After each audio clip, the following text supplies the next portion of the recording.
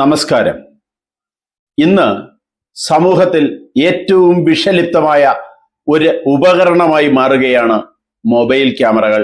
മറ്റൊരാളുടെ ജീവിതത്തിലേക്കും സ്വകാര്യതയിലേക്കുമൊക്കെ എത്തി നോക്കാൻ ഉപയോഗിക്കുന്ന ഒരു വസ്തുവായി മാറിക്കഴിഞ്ഞു മൊബൈൽ. അടിസ്ഥാന മാനുഷിക പരിഗണനകളും സാമാന്യ മര്യാദകളും ലംഘിച്ചുകൊണ്ട് തന്നെ മൊബൈൽ ക്യാമറകളുടെ തേരോട്ടം നടക്കുകയാണ്. സാമാന്യ മര്യാദകൾ എവിടെയും സംരക്ഷിക്കപ്പെടാനുള്ളതാണ്, ലംഘിക്കാനുള്ളതല്ല. ഒരു അപകടം നടക്കുമ്പോൾ അവിടെ അപകടത്തിൽപ്പെട്ടയാളെ സംരക്ഷിക്കുന്നതിന് പകരം അല്ലെങ്കിൽ അയാളുടെ ജീവൻ രക്ഷിക്കുന്നതിന് പകരം മൊബൈൽ ക്യാമറകളും ഓൺ ചെയ്തെടുത്ത് ഓടിയെടുക്കുന്ന തീവെട്ടിക്കൊള്ളക്കാർക്ക് സമാനമായ ആളുകളെ എന്ത് പറയണം എന്നറിയില്ല. റോഡിൽ കിടന്ന് പിടയുന്ന ജീവൻ സംരക്ഷിക്കപ്പെടേണ്ടതാണ്. ഒരു കുടുംബത്തിന്റെ താങ്ങായിരിക്കും, പ്രതീക്ഷയായിരിക്കും, ആവേശമായിരിക്കും ആ ജീവൻ. അത് പൊലിയാതെ നോക്കേണ്ടത് സമൂഹത്തിന്റെ കടമയാണ്. എന്നാൽ അത് പകർത്തി അത് വിറ്റ് കാശാക്കുന്ന അവസ്ഥയിലേക്ക് നമ്മുടെ സമൂഹം എത്തിയിരിക്കുന്നു. ഇത് ഇത്രയും ചർച്ച വരാൻ കാരണം നമ്മുടെ ഏറ്റവും പ്രിയപ്പെട്ട നടൻ സലിം കുമാറിന്റെ അന്ത്യോപചാര വേളകളിൽ ഉണ്ടായ തള്ളിക്കയറ്റമാണ്. അത് ഒരു സ്വകാര്യ ചടങ്ങാണ്, മര്യാദ പാലിക്കേണ്ടതാണ്, ആദരവോടുകൂടി നിൽക്കേണ്ടുന്ന ആ സന്ദർഭത്തിൽ മൊബൈൽ ക്യാമറകളുടെ തള്ളിക്കയറ്റമായിരുന്നു. ആ സംസ്കാര വേളയിൽ മൊബൈൽ ക്യാമറകളെ നിലയ്ക്ക് നിർത്താൻ സലിം കുമാറിന്റെ മകന് ദേഷ്യപ്പെടേണ്ടി വന്നു. മുഖ്യമന്ത്രി വി.ഡി. സതീശന് ഇടപെടേണ്ടി വന്നു. ഇതൊക്കെ ഒരു സമൂഹത്തിന്റെ അപജയത്തെയാണ് കാണിക്കുന്നത്.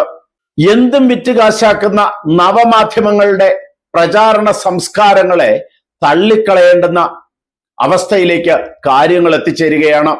ആരുടെ സ്വകാര്യതയിലേക്ക് വേണമെങ്കിലും തനിക്ക് തള്ളിക്കയറാനുള്ള അവകാശമുണ്ട് എന്ന് വിശ്വസിക്കുന്ന നവമാധ്യമ സുഹൃത്തുക്കളോട് ദയവായി അതിൽ നിന്ന് പിന്തിരിയണം എന്നേ അപേക്ഷിക്കാൻ കഴിയൂ.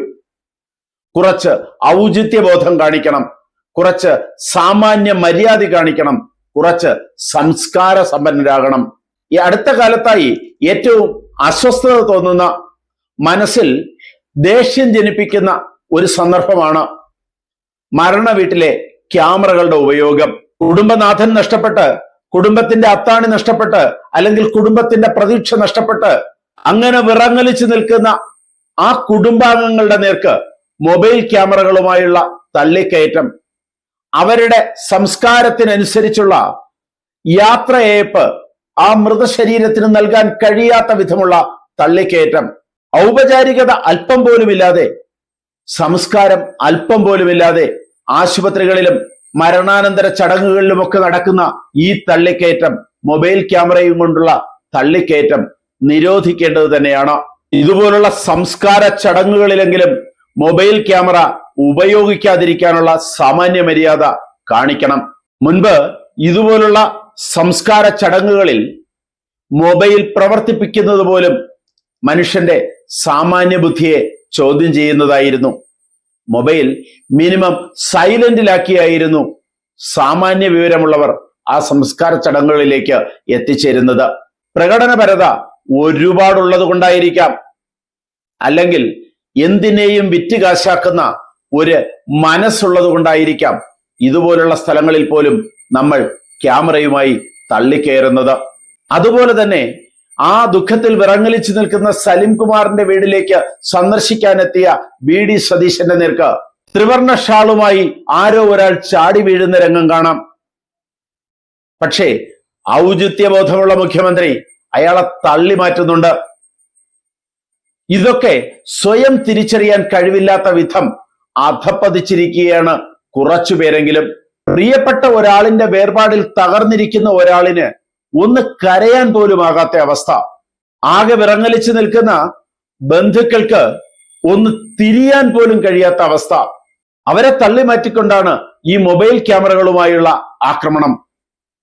ഇതിനൊക്കെ ഒരു സാമാന്യ മര്യാദ സമൂഹത്തിൽ ഉണ്ടാകേണ്ടതല്ലേ? ഉണ്ടാകണം.